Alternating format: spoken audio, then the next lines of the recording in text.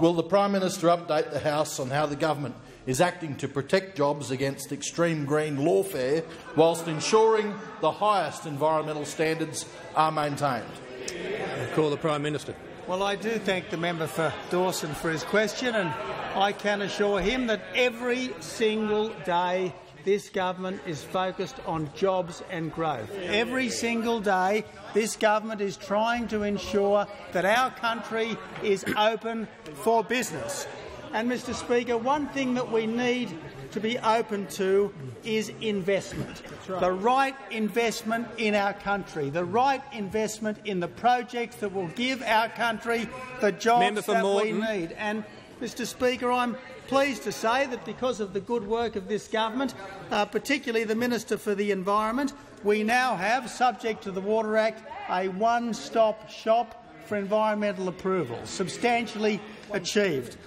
Thanks to the good work of this government, particularly the Minister for the Environment, we have halved the time taken for environmental approvals, the shortest on record times for environmental approvals, and we have given environmental approval to projects worth over $1 trillion. That's what this government is doing.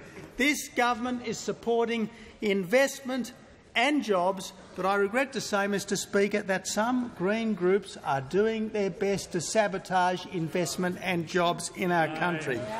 Now, Mr Speaker, let me make it absolutely crystal clear. We want the highest environmental standards to apply to investment in Australia. We want the highest environmental standards to apply in new projects in Australia, but once those standards have been met, those projects must be allowed to proceed.